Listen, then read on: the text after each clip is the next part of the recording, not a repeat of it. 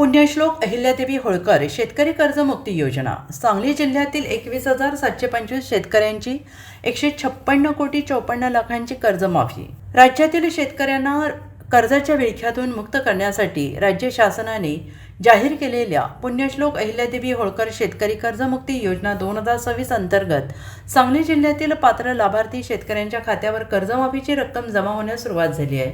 मुख्यमंत्री देवेंद्र फडणवीस यांच्या हस्ते कर्जमाफीची रक्कम वर्ग करण्याचा शुभारंभ आज डिजिटल पद्धतीने करण्यात आला. यामध्ये सांगली जिल्ह्यातील 21,725 लाभार्थी शेतकऱ्यांच्या खात्यावर एकूण 156 कोटी 54 लाखांचे कर्जमाफीची रक्कम वर्ग करण्यात आली आहे. या कार्यक्रमाला सांगली जिल्ह्याचे पालकमंत्री चंद्रकांत पाटील, जिल्हाधिकारी डॉक्टर मैनाक घोष, जिल्हा उपनिबंधक, सहकारी संस्था सांगली तसेच संबंधित अधिकारी ऑनलाईन व्हिडिओ कॉन्फरन्सिंगद्वारे उपस्थित होते.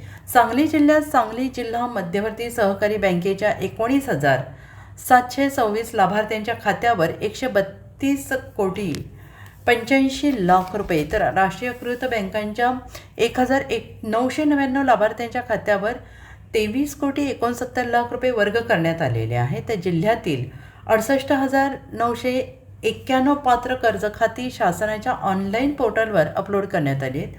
यामध्ये जिल्हा मध्यवर्ती सहकारी बँकेची 56,962 तर राष्ट्रीयकृत बँकांची 12,019 कर्ज खाती आहेत.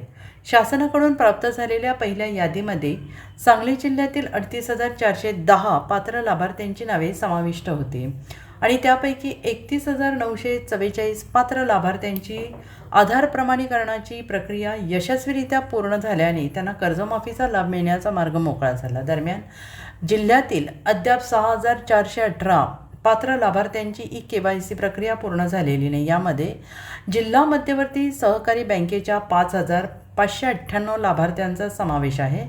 आधार प्रमाणीकरण प्रलंबित असणाऱ्या लाभार्थ्यांपैकी 4,509 लाभार्थ्यांकडे ॲग्रिस्टॅक क्रमांक उपलब्ध नसल्याने त्यांची KYC प्रक्रिया पूर्ण होऊ शकलेली नाही. ज्या पात्र शेतकऱ्यांनी अद्याप ॲग्रिस्टॅक क्रमांक काढलेला नाही त्यांनी आपल्या नजीकच्या सुविधा केंद्रात जाऊन ॲग्रिस्टॅक क्रमांक काढून घ्यावा असे आवाहन जिल्हाधिकारी डॉक्टर मैनाक घोष यांनी केलं आहे.